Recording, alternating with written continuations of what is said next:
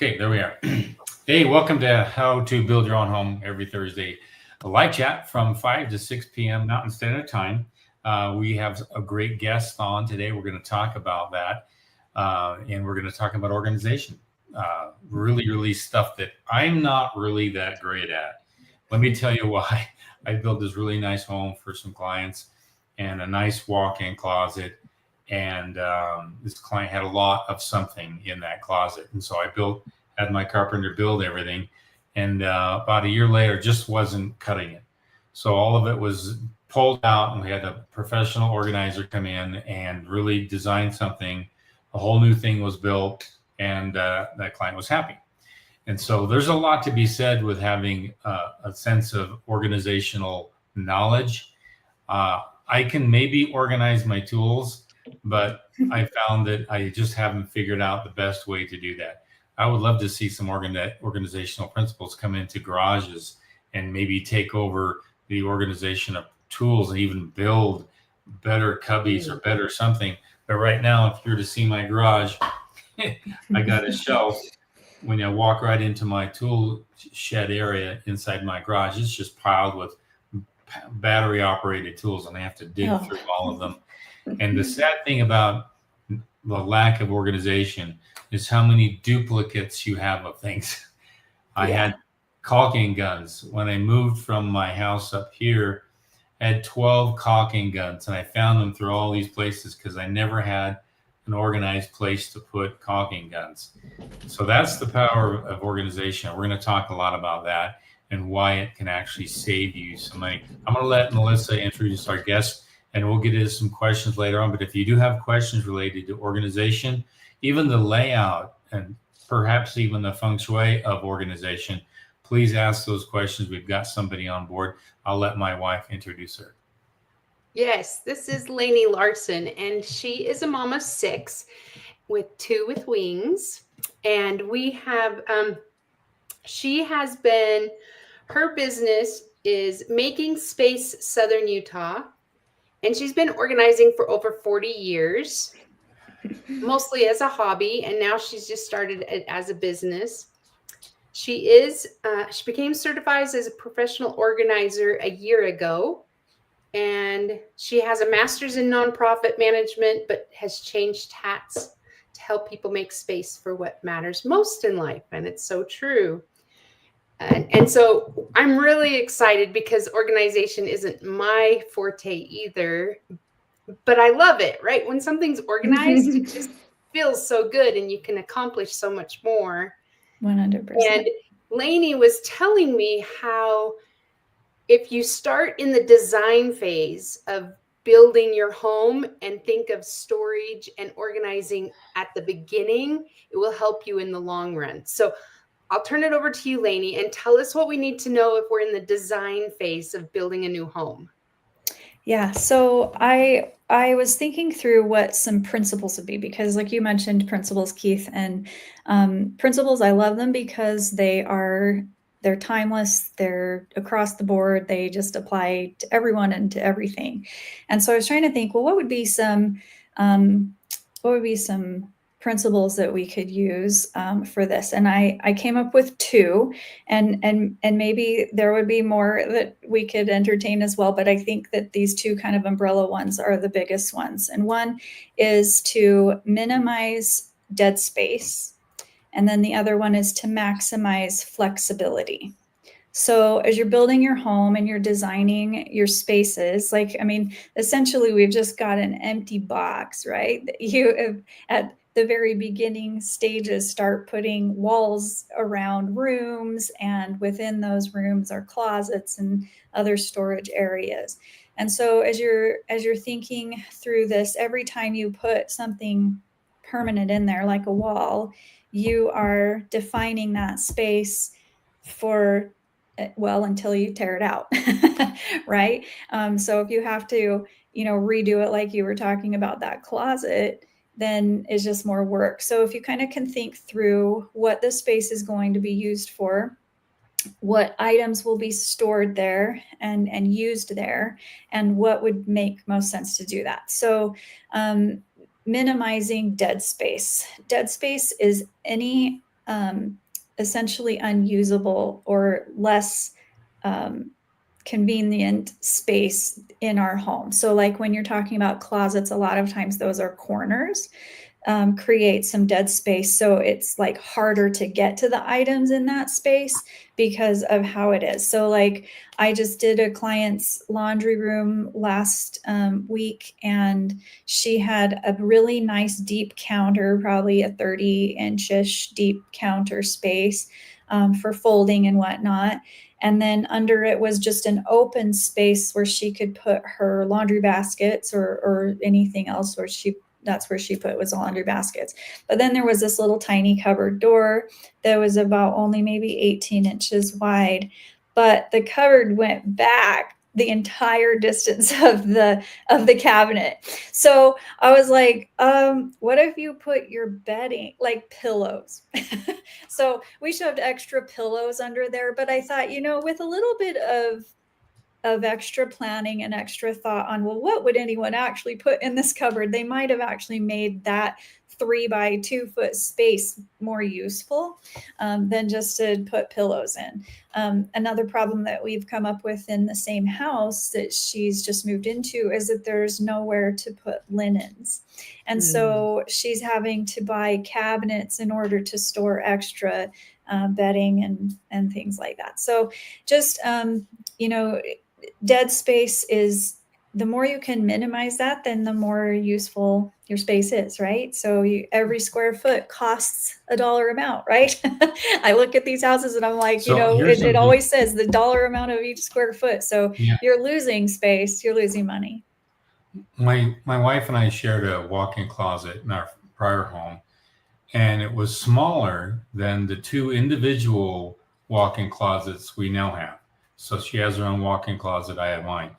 And I can't believe how much I filled it up and how we actually fit in that smaller space. It's actually I can't figure it out. I go, how did we ever live in that tight space before? It was never really fun. We could never be in the same closet at the same time. It was always kind of a little bit disorderly, but we just packed things in there. It was just packed. And the sad thing is I never really knew what I had. And as I moved into a little bit bigger of a space that was a little bit better organized, I actually got rid of stuff. But I don't know how to explain it, but there's more airspace around what I have. So it feels different, doesn't it? And I do have to say, because we did have small space, and I used organizers, and so I had my winter clothes under the bed, so I just change every season. So now I don't have to. Now I can see everything. Yeah. So when you say it's a convenience thing to have space. Can you elaborate that when you say minimize dead space? What do you mean by that? Yeah. So like what I was saying about that cupboard under that cabinet in her laundry room, that would be dead space because it's just harder to use it, right? It's a 3 foot by 2 foot cabinet that's really hard to get to. So you wouldn't want to put even like containers back there because you'd almost have to crawl into the cabinet to get them. So they created dead space in that design because dead meaning just like not very usable, not very efficient, not very accessible, probably is a good word, not convenient to get to. So that happens in a lot of closets. I think also in other places in homes, like I've seen homes that don't have very many cabinets or closet space, but then they have like big open spaces that I think it is nice to have space, but we all have stuff and it has to go somewhere. So could we minimize the amount of open space that we have in a home in order to maximize the amount of closet space and storage space that we have? So when you're designing a home, I think if you kind of just think about what dead space, what unusable or inconvenient or inaccessible space is there in a home? Like I've seen pictures of people who have some little, like, it's almost like an alcove at the top of their stairs. And I've on an organizational like Facebook group that I belong to, and people were saying like, what do I put here? It's just this tiny little like space, but what would be useful there. And really, I mean, there were all kinds of ideas. Some were not great and some were okay, but really it's just not a very usable space. So in designing the home, they could have done something different. Maybe even like a small built-in cabinet would have been helpful, you know? So just like thinking through when you're designing your home, how can I make the most of all this square footage that I have? Like, how can I not create less accessible, less usable space in this home that I'm paying a dollar amount for every square foot, right? So let's get the most out of our money. The other principle is to maximize flexibility. So I think that anytime you're putting in something permanent, like a wall or whatever, you're basically limiting the way that space can be used. And the same thing works in a closet. When you put in a shelf, you're limiting how that space can be used because you've created a dimension for it to be contained within. And so if you can create flexibility, like moving shelves are really, really wonderful, especially in a pantry or in a master bedroom closet. And I know maybe they aren't always the preferred way to go, but it does give that flexibility. And so anytime you can think about that, like for instance, I just did an assessment today for this lady who has a house out in the Desert Color area. It's a brand new home and a new build, and her pantry is beautiful. I was like, wow, this is so well designed. And I thought it's really kind of cool because I'm going on this podcast tonight that I'm seeing this really beautiful pantry. And but she said that she had specifically asked for that wasn't the standard for their builds. And but what made it beautiful is that in the corners, instead of creating like just a, you know, like a 90-degree corner, they rounded it. And what that does is it creates a little bit more depth in the corner. Because if you go like, you know, you have like this and you have this dimension right here is like usually 11 or 12 inches. And it's really hard to get something into that. Often in pantries, I'll put Lazy Susans in those corners, but with hers, like it just works. Like we'll be able to put a basket in there, which will hold more and maybe be more functional. So, and just thinking about like the flexibility, how can I make it so that when when the stuff that I have or my family composition or whatever changes, can I then change, the way that the space is shaped? And the more flexibility you can put into it through, adjustable shelves or, bars, maybe even that can move and change and so that you can have a tall closet section or it's divided into two like shorter closet sections, right? So that kind of thing gives you that flexibility so that you can then tailor the space as your needs change. And when you sell the home. Kind of what you're talking about? Let's go to your pictures. So this is a picture that I found, and it looks like a really lovely space that you could use well, but I wanted to point out that there's nowhere to hang anything long. Yeah. So if you have a dress or a long coat, it's going to drag on the ground. Also, those shelves, again, they're not you can't move them. So you're stuck with those spaces, and you'll see like it looks like the top one is really quite tall and the bottom one is more narrow, and then the two middle are maybe about the same. And so that just limits the way that you can use it. And you almost just end up like losing that space on that top shelf. Why didn't they just make each of them a little bit deeper? I was just like not loving this closet. And this is actually out of a really high-end home that's for sale right now in our area. But again, the other part is this blank wall on each side. So you just, again, I mean, really nice to maybe walk into and have a space. Maybe you could put a bench in there or something. But if you have a lot of clothes, like a lot of people do, or you get two people in that closet, because this is a master bedroom closet from what I could tell from the listing, you're going to run out of space in there. And as an organizer, if I came into this, I would say, okay, we need to utilize these walls. We need to get another cabinet in here, or we need to use the top. We need to get somebody in here to build some kind of shelves at the, going up to use that space. So yeah. So Laney, we have about 5 more minutes and then we're going to take questions. So do you want to Okay, go yeah, over just some of your let's flip through these really fast then. So I liked this closet because you can see in that corner space, they did wall off that corner. So technically you would have about, a 1.5 foot space by 1.5 foot space all the way up, of dead space that you literally can't use because it's in a wall. But maybe they utilized it on the other side and something. But what it does do is it prevents everything from getting pushed back into a corner where you can't see it anyway, And so it creates this really nice way of being able to see all the clothing that you have.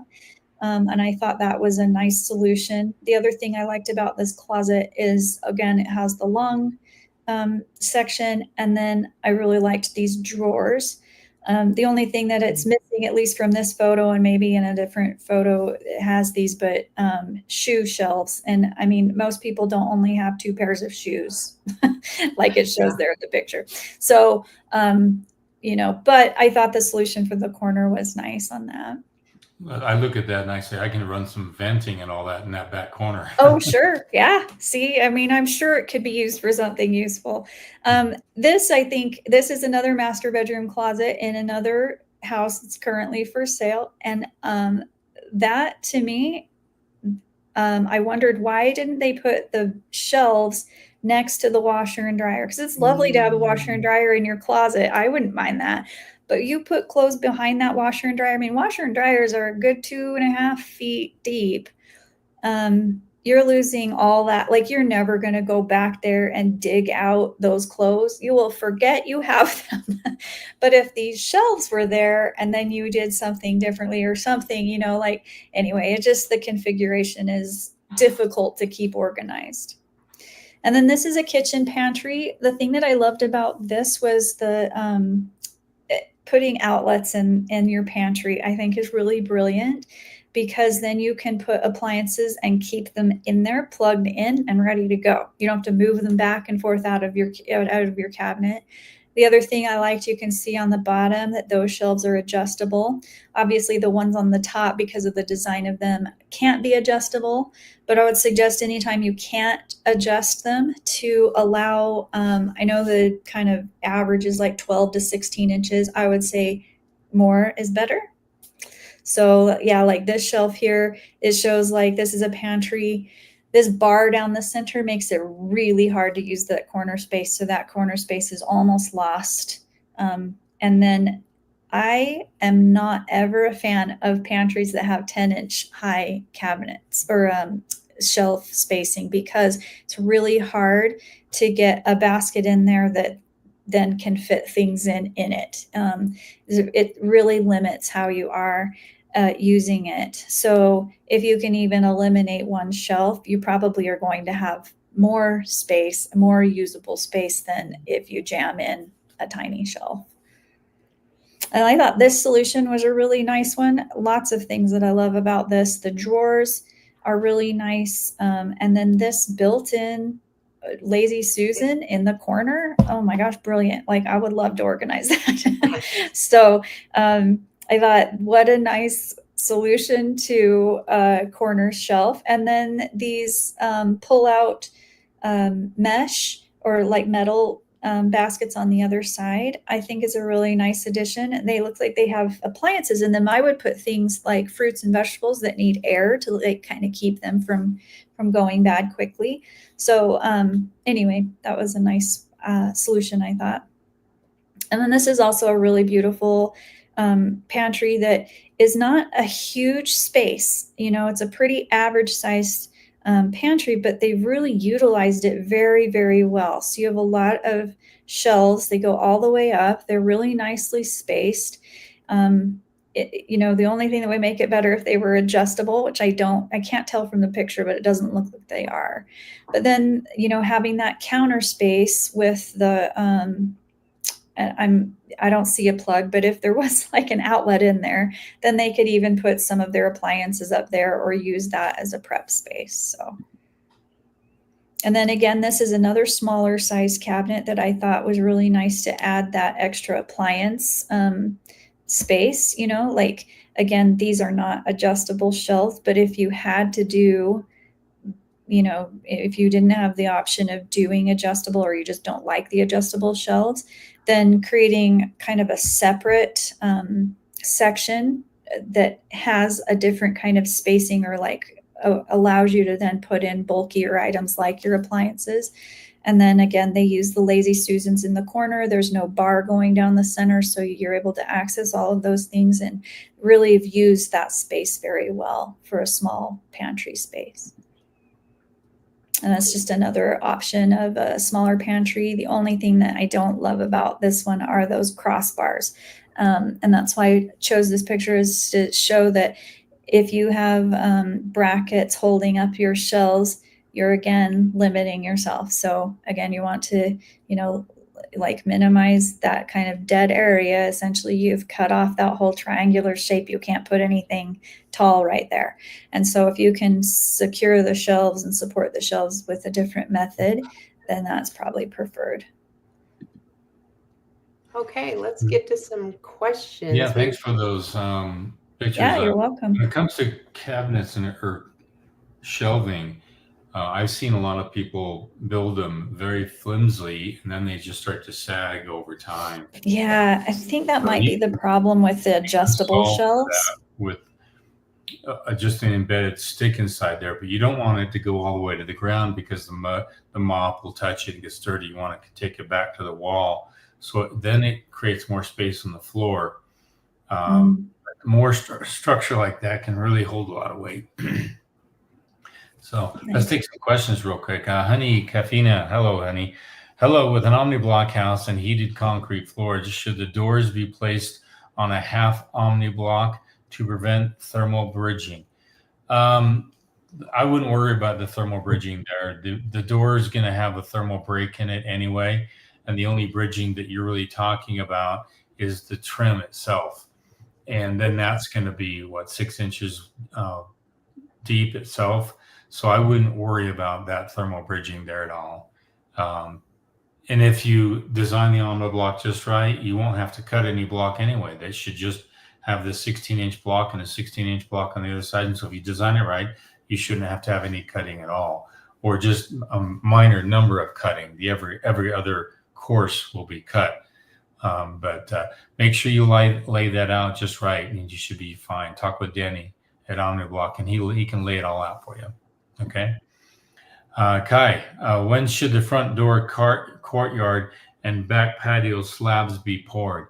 It depends on what your exterior material is going to be, whether it's brick or stucco or shiplap or whatever it may be. I like to get them poured as soon as the sheeting's on the home, and but not too soon, because there's a lot of traffic inside there. Once you have your mechanical done inside the home, and probably when you have all your drywall done, or at least hung, then you can pour those. But keep in mind, drywall has to be hung, but you can't do the tape and texture until all the weight on the outside is installed. And that weight on the outside needs scaffolding. And so if that stoop or patio is poured too soon, then the stucco guys are going to make a mess of it. So I tend to do those really much later in the game, but every once in a while I'll do them sooner if weather is coming and I need to really get them poured, and I don't want to pour them in freezing temperatures. See, all these things weigh into that. So you have to think of all those factors, and it can help you decide when best to pour those. Okay. Good question, though. Thinking of building with 2x8s instead of 2x6, is there anything that might be different building with 2x8s, since besides the added cost of lumber, insulation, and foundation? Well, we have an organizer on here. She would probably say you're going to lose a couple of inches of square footage on the inside. So why give up square footage on the inside? Instead of go 2x8, stay 2x6, and then put the added cost that you might have put into a full insulation on the outside of the home. That's the new code. A lot of cities and permitting offices are adopting it. So why not? And that's going to be far more efficient and far more effective on your home than try to go with a thicker 2x8 wall. So think about it. Look into the cost of adding some mineral wool on the outside of your home, which could only be an inch or an inch and a half or as thick as you want. And that could be what you might want to consider doing anyway. Okay, good question. Kai, what are some possible uses for leftover rock wool cuttings or waste? Really, really good question. You could actually put them inside a wall that's a shared wall between living space and a master bedroom. And you could actually create some sound deadening in that wall. You just throw it all in there if you want. You can also, if you have some dead space like we saw for ventilation, you can stuff it all back there so you won't have any hearing of ventilation. Any cracks, nooks, crannies, that kind of thing, where there's piping and all that, especially if the piping is going to the outside wall and then going down, you could pack it down behind there. Pack it behind outlets and plugs, which are really hard to get insulation behind. You can put it behind there. There's a lot of different spots for it. So do not throw that stuff out. Just find a place for it, because it's invaluable to have in your home, not in a landfill. Okay, good question. Maricela, welcome, Maricela. My floor plan is a small storage. I'm next to a half bathroom. I was told I should make it a full bathroom instead of having the storage, because it will create the value of the house and thoughts. I will let the ladies answer that one. Well, I don't know about value of the home in having a second bathroom, a full second bathroom. I mean, you would know more about that as a realtor. Yeah. But as far as storage space, a little bit more credit. You could add in storage space into the full bathroom, and plan in a nice big closet that you could use for some storage. So there's ways of maybe going around it. So. Okay. That would be an interesting thing. Yes, a full bath does get more on an appraisal than a half bath. It is true. But back to Laney is saying, let's use that space of a full bath and figure out storage in it, right? Yeah, some kind of a closet or even a shelf unit, but I would say a closet would probably be the most useful. But I'm guessing if it's a hall closet, it's probably something that's like for coats and things. So you would just want to make sure that maybe you have something else similar to it in a different space in the house that it could replace. The items could be stored there instead. Okay, how can we maximize those spaces? I closets, laundry, pantries. I'll let Laney answer that one. Well, there are a few ways to maximize space. One is like the shelving placement, like I talked about. So if you want some more specifics than what I talked about, I'm happy to. You can email me at info@makingspacesut.com. And I'm happy to give you some specifics on yours, but kind of the guiding thing is just where do you want the shelves? And then once you have shelving in there, then maximizing the spaces, using it all the way to the top. And then the type of containers that you have. So a lot of times people think that if they just put things on shelves that they're using their space wisely, and it's just not that way at all. You will always utilize your space more efficiently if you have containers, because the containers allow you to hold a lot more and stack and do different things with them. So every time I go into a pantry or a master closet or a garage or anywhere that has shelves and they go, oh, this is just packed, I look at it and I go, oh no, we're gonna just, even if we don't get rid of anything, it'll open up a whole shelf, maybe even sometimes 2 shelves, by just containing items, categorizing them. Of course, you want it to make sense, but when you categorize and contain, you really create a lot of space. So I need to do that with my tools. I need to figure out about this. With an omni-block house and using power steel lintels over all the openings, can the bond beams have insulation? No second story. That's a really good question, honey. I think you can. I would double check with your engineer on that. I've often thought about that, but keep in mind the lintels have to be an L shape. It just can't be a piece of metal that's flat. It's got to be a piece of metal that comes up on the side of the omniblock, probably on the outside. And as that becomes more beefed up, it can handle the weight above, and it depends on the weight above. If that's the case, then yes, you can actually put the insulation in there. But keep in mind, on an omniblock, you're only putting the concrete on one side of the cell. There's another cell that will always have insulation in it. So you're only taking out one cell, one side of the omniblock for that bomb beam. So, but double check with your engineer and double check with Lonnie on that, and he'll be able to give you some information on that. This next one is a really interesting question because I never thought of this. It says, pantries seem to be a waste of space. Why not just do floor to ceiling shelving for about 8 to 12 feet along the wall? Are you talking about cabinets? I know pantries, women just love their pantries, but I never thought, what if it's just all cabinets?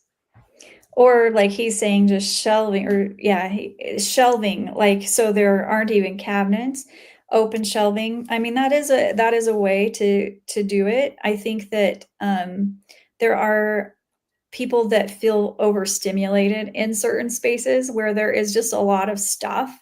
I think that's why we've created the pantry concept, is just essentially to like keep it out of the space so that the home just looks like totally light, clear and clean without all the distraction of colorful food and all the stuff like that. So it's just a way of keeping it enclosed and contained. But it's certainly something that you could do, would be just shelving it. Yeah, you wouldn't lose. I mean, essentially what you're saying is like you're wasting that walking space into a pantry, because there typically is anywhere from like a 2x3 to a 4x8 even foot space in there where you're just going to walk and you don't really put anything. And so you would certainly be able to gain that, but I would just weigh it with, well, what kind of, minimizing of distraction are you losing, right? Like your ability to kind of close it, put it out of sight, so that you don't have to be like bombarded with all of that. I think it's just more of a design kind of an issue, or he did say with doors, so that's why I was. Oh, okay, with doors, yeah. Yeah. I mean, you could do that. In that way, it would just be like a cabinet, just having cabinets, and that certainly is the way that people did it. And it would be, now I'm kind of curious. I'll have to look up when pantries became a thing, right? I know, like, right? I never even like there's the butler pantry, right? And so maybe it's like kind of like adapted from that kind of a thing. I don't know. That's a really interesting thing. And I think, I just think organization is preference. It's so much preference. And what functions for you, there's not really a right way necessarily. But if you find what works for you, then I say go for it. Okay, this next one's good. Do you think one closet for you and your wife is better, or having separate closets is better? Well, I think it's better in some ways, but not in the ways you think. I'll let my wife answer that one. I like it because I can just put his stuff in his closet and my stuff in my closet. And then if I have stuff out in my closet, he doesn't have to look at mine. I like it separated. Yeah, it's been nice. I have fishing poles in mine. I have guns in mine. Yeah, I try to put those in the garage, but he wants them in his closet. No, I want them in my closet. So it allows for the individuality. Before, I couldn't do that. Honey, we have no space in our closet for that. I would make space for it, but she, that's not the right place for her. And I think a closet is really an attachment to like a den or a man's place, or or it's the real private place. It's not like in a man's cave, you can have buddies come over, but in a man's closet, nobody comes over. This is just your closet. And I think that's the same thing for Good women. point. It's like a woman's purse. You do not touch a woman's purse. And you don't go in their closet. This is their private domain. It's their organized stuff. Don't touch it. You're going to mess it up. So. Okay, Lyanne, on a level lot with a basement foundation, where would you daylight the water pumped out of a sump pump? Is that for a sewer system, or is that for groundwater? I'll answer both. If that's a septic, then it's going to go out and pump out where your health department and your geotech have designed the septic system for that lot. If it's just water that's groundwater that you're pumping out, which is rare, then you're going to want to daylight that out to the curb and gutter. Anytime you have natural water, drainage water, irrigation, or like downspout water, you want to daylight that to the storm system, the natural storm drain system. Unless you have a large lot, then you can percolate it on the large lot. But you can talk with your building, your official, and ask them what they recommend. Most would like it if you take as much water to the storm system as you possibly can, or percolate it on your soil. What they don't want is it going out and then leaving your lot and going into somebody else's lot. That's what you want to avoid. Okay, good question. Michael, what's your thoughts on in-cabinet island microwaves and appliance? I have no thoughts on this. The ladies have thoughts. Do you have anything, Laney? Yeah, I mean, they are convenient, and there's a lot of them. It does take up some cabinet space, but it's probably better than taking up counter space, in my opinion. So I think that you'd probably be using the space a little bit better, especially if it's in an island, because that's just essentially floor space. And so if you put the microwave, like they have those really cool drawer ones now, that are really convenient that way. And I think in an island would probably be a really, really nice addition to a home. I'll tell you that it is very popular, and especially in the luxury homes, that's what they're doing. In a standard home, they tend to put the microwave over the stove. And what I've seen over the years, that handle will break because you have a hot pot of boiling water underneath it so many nights the week that it actually makes that handle of the microwave break, melt, peel. So just food for thought of where you put your microwave. It kind of is a drawer. It will last longer, depending on your kids, I guess. They're rough. All right. Okay, Michael, what do you mean by exterior insulation on the outside of a 2x6 wall? Does siding go on after or before? Well, siding would go on after that. And so you would have longer screws and longer fasteners to fasten the siding, whatever you're going to put on there. But the insulation can be 1 inch, inch and a half, 2 inches, 2.5 inches. But keep in mind, if you go thicker, you have to start to flash the windows, because that insulation is going to come past the flashing of the window. So 1 inch would give you an R3 value with mineral wool. Other products, it might be giving you a little bit more, but I wouldn't put styrofoam or any kind of polyiso foam on the outside. I'm just not a fan of that, especially with fires. It's not a good thing to put on. There's other products too, but mineral wool is my favorite. And I would put that on the outside of the 2x6 wall. And you got your 2x6 wall, you got your sheeting, then you got your vapor barrier, then you put your insulation on that. There's all kinds of fasteners for that. And then of course you put your siding. You can put some a rain screen, all kinds of stuff you can do. I just interviewed a gentleman who built a home up in the mountains just east of me. That video will be coming out in about 2 weeks, I hope. Oh, and we do a little segment on his exterior insulation. He put mineral wool on his home, and how he did it is pretty remarkable. And we go through all the details on it. So look for that video to come out, hopefully in a week or two. We have a lot of videos we produce, and hopefully we're going to get them out as fast as we can. So yeah, it takes time to edit. That's usually Yeah. our holdup. yeah. Okay, how big an energy heel do you use in a climate zone 5 with a 612 pitch? I tried to design with 20 inches, and it really threw off the look of the home quite a bit. Energy heel. I'm not sure what you mean by energy heel. Are you talking about the heel on an attic? So I'm not sure what you mean by energy heel. So maybe you can rephrase that for me. Okay. Okay, Michael, I like the idea of creating a loop in our home, but I know it likely would be a waste of space. But for some reason, it feels different being in a home with a loop versus without a loop. I'll give some comments on this and some feedback, and I'll have to let the ladies give some feedback as well.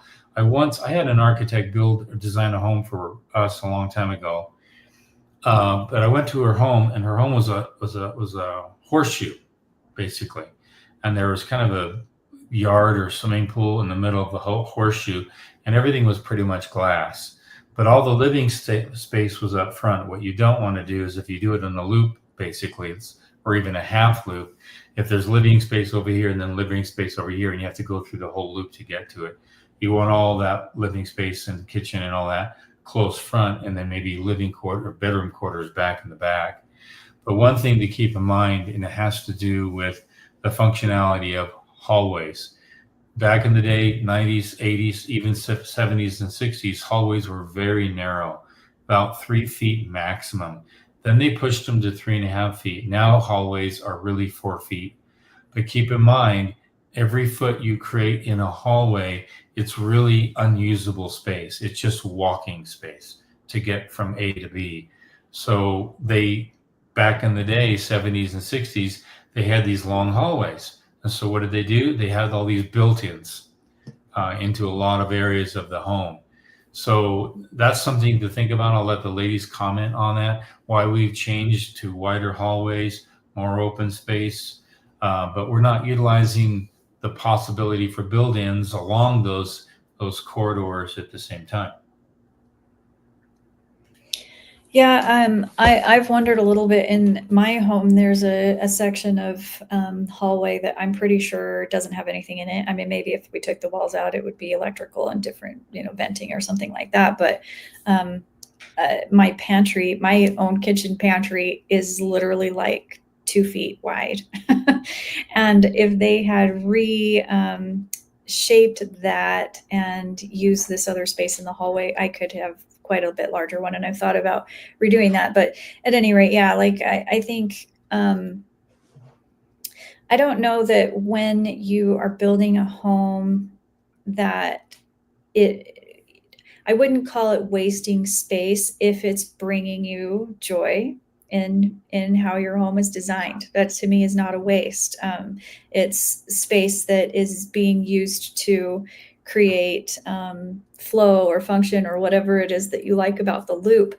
And so I wouldn't think of that as wasted. And I think you just have to you're designing your home for you, and also maybe you're thinking of how it would resell, because we all know life changes, but thinking through how the home makes you feel, I think, is just as important as the space that is being used. So, and I think you can have a really good balance of both. You don't have to eliminate all your closets because you have a loop, so just kind of thinking through how can I make best use of my space, but also best use might not just be filling every nook and cranny with storage.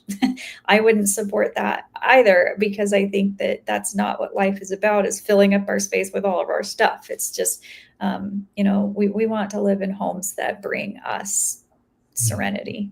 So. Did you have anything, Melissa?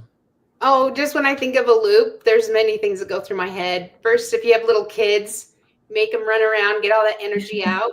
Right. But, like take a Just lap. don't have a corner that they can run into, because I had a son do that one time and he missed the opening, and we had a good goose egg for a couple days. Yeah, and then the other thing is, like, can you afford to? Do you need more cabinet space? Is it a smaller home? Do you need? But the homes that I've seen that have the loop, it is nice because it's usually access to the master bedroom this way and the others. So yeah, it is definitely the flow, and it feels good to you. I like loops. It just depends on the design of the home. If you need that space, All right, good question. or whatever. Okay. Lynn, I finished the self-managed course and noticed you have sections where future checklists will be added. Do you send out notifications when new checklists are added? Yes, I do. In fact, I added 2 checklists this week because we have a number of students building omni-block homes, and their checklists 13.1 and 13.2, if I'm correct.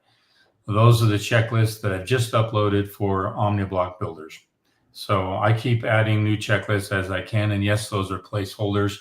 I'm not quite finished with them. And as soon as I'm done, I upload them and I'll give a notification, send a blast out to everybody and say, hey, I got some new checklists. Check them out. Thank you for bringing that up. Good question. Do you put a door directly on an omni-block stem wall level with the floor? It depends on your floor, really. I'm not sure if you are doing top cord bare or how the floor system is a slab on grade. I'm not sure what the floor system is. If it is slab on grade, I put it right on the slab. If it's framed up already and you've got your subfloor there ready to go, then you can put your door on it right there and you're ready to go. But you said on an omni-block stem wall. So that door might have a combination of omni-block and then frame structures on top of the omni-block. And so you got to make sure that your doorway is nice and flush and level using 2 different products. If I'm seeing that's what you're doing, I'm not sure if that's what you're doing. I think all your floor wall is on top of the stem wall. But I wouldn't put it directly on top of the omni-block. I'd have to see a picture on what you're trying to do there, because I'm trying to figure out what kind of floor system you have. Is it framed or is it something else? So if you have any other details, maybe a picture, send me a picture. Okay. And DWTT, tried to say that. I have approved plans to build a small addition onto my house, 480 square feet. The plan called for 10 by 10 storage room. We placed the plan checker made me change the name from storage to closet. Why? Really, really good question. I don't know why they would make you change the name from storage to closet. Every jurisdiction has ramifications for what you call a room. All right. For example, this room I'm in right now, when I went to get a permit, I called it a den. They made me change it to a foyer. Can you guess why?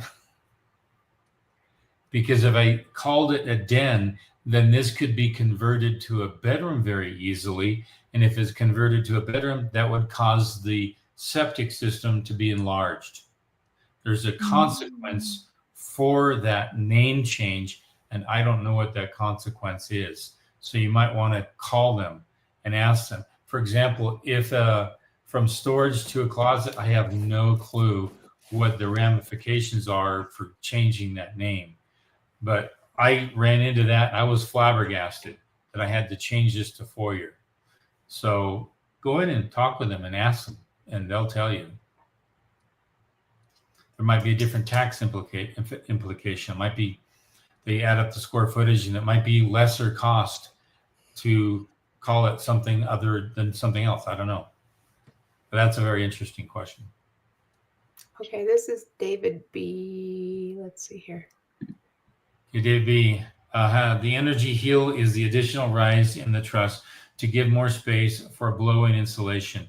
That's what I was talking about. Good question. Yeah, that's a tough one because if you go too high, it's going to raise the outside wall. It's going to make the home look not that different anyway. Sometimes better, sometimes not. But the problem is you've got a 612 pitch roof, so that's going to make the roof appear a little smaller because it's a shallower pitch. If you do have to raise that outside heel, then I would go to a 712 pitch, maybe an 812 pitch, but a little slightly steeper pitch would offset the oddness of that look. But yeah, trying to get additional insulation underneath the top plate of the wall and the roof, underneath the sheeting of the roof, that's a narrow gap sometimes. And that's a place for ice damming. It's a place for a lot of inefficiency in home design. So if you can get that a little higher, and that to me is one of the only places I pack insulation in there. And I'm not a fan of venting roofs anymore. I don't want to go into all that, but if I did anything, I'd just do a baffle there and just pack it full of insulation. And that's one rare place I would put in a closed cell foam, because it fills in and it expands and fills that whole area. And you have a higher R value than regular blow-in or regular fiberglass, much higher R value. And that higher R value is going to help you keep that shallower rather than 18 or 24 inches, which is what you need for all the fluffy stuff. So some things to think about. In a colder region, this is something we fight with all the time, is trying to stop ice damming and really create more efficiency at the eave of our roof. So good question. Michael, I am now planning using the Permalock aluminum roof for a shed in San Diego County, but the rep said they don't have a ridge vent for Permalock. How do I do a ridge vent with Permalock? Is it a ridge vent that's over like this? Or is it just a flat ridge vent? You can get what's called a vent that's typically used on roofs for your bathrooms, which comes out of the roof like this, and then it bends all the way down. And so there's all kinds of vent systems that are designed like that, so rain can't get in. So the venting comes out, but it goes down, and rain would have to come up through like that, and then up through the pipe and up through the mechanism and down back, and it's not going to do that. So look for those pipes. I wish I had a picture of one. I have one on an old home of mine in St. George where I actually have that roof vented that way, because I couldn't do it inside they didn't have a system for the Permalock. So I did look for them, and go to a HVAC contractor or a supply house and ask them, hey, I need a vent in a roof, but I can't have it to be open to the air because it's not a bathroom or water vent, which is, if water did get in, it's not going to be a problem. It's all going to the same place anyway. You want an air vent, and ask them if they have something that has kind of a turn to it so water can't get into it. Okay. Good question. Oh, he added. But keep in mind, it's better if it's aluminum on aluminum. If you put something that's galvanized on aluminum, they have an effect on each other, and you don't want that. And if they can't get that, you put a rubber gasket or something underneath it, so you don't have that contact effective that can damage each of the pieces of metal. Okay. It's a 412 pitch. You said you're not a fan of venting roofs. What about the 120 square foot shed we were building in San Diego? This goes back to the ridge vent. Should I eliminate the ridge vent? You really don't need it, not in your climate. It's only that rare time when it's hot, maybe in July and August, for just 1 or 2 hours of the day, midday. Then it gets cool in the evening and cool in the mornings. So you could put it in there, but to me, I wouldn't do it. I would put a vent in one of the sidewalls. If you really needed to get some ventilation in there, put it on the sidewalls, and there's a lot of different vents for that. And they have a grid in them, so hornets and stuff can't get in there as well. Just put it underneath the eave, just maybe some vents right inside there. But keep in mind, the California is very, very stickler on venting under eaves. So you might want to double check with your building official what you can do if you feel like you need to expel some air, some hot air inside there. And I would talk with them and ask them how they would recommend venting it. Okay, Leanne, can roof trusses be made for any roof pitch, or do steeper roofs need to be stick built? No, they can be made for any roof pitch. But keep in mind, if it's an A-frame, they don't make them. Typically, an A-frame would be some TGI material, and that's all stick built. I stay away from A-frames. I don't like them. They're very claustrophobic. I think the ladies would agree to that. I had a friend of mine stay in an A-frame, and he had to get out. It was just, he couldn't handle it. It's not, you have to be oriented for it, and it has to be big enough to the point where you don't notice it.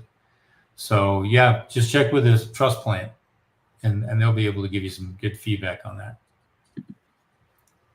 I was told that because of what it is allowed to store it in it. That's the storage and the closet. Yeah. Yeah, you probably indicated what you're going to store in there. So that's interesting. You'd be amazed how permitting offices get so particular. Hit the like button if you like the stream. Yes, please do. That'd be awesome. JJ. Okay. Remind me of a friend in high school, JJ. We called him JJ, but his name was Dominic. But he liked JJ. Any cost-effective alternatives to fire-rated materials other than hardboard or rock wool? Yeah, there are a couple of products that are out there. And some of them are coming along. I will be investigating more and more of them, but I'm really a fan of cement board right now. It takes paint, looks like wood. And there's a lot of different products with that. Hardy's is probably the #1 product. The cost-effective alternatives, it's for example, batten board Hardy is going to be more difficult for people to install because they have a lot more cut waste. But if you have like I'm not a fan of shiplap because shiplap has a potential air gap underneath it unless it's a lock-in product. But if you have that air gap in there, then you can have potential fire being drafted into the home, which means you can have embers drafted into the home. But batten board, it's a complete seal. There's other a shingle-looking product that is also cement board, and that gets a little more. It's caulked off and sealed off, painted off, and that's a good seal as well. And that's not as much cut waste, but you typically only do that in the gable ends of the home, not the full home.